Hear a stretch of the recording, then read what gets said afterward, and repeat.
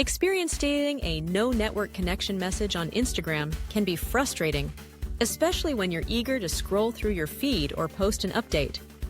This issue often stems from various factors. First, check your Wi-Fi or cellular data. Sometimes a simple toggle off and on can resolve temporary connectivity issues. If your internet is working fine, try restarting the Instagram app. Closing it completely and reopening can refresh the connection.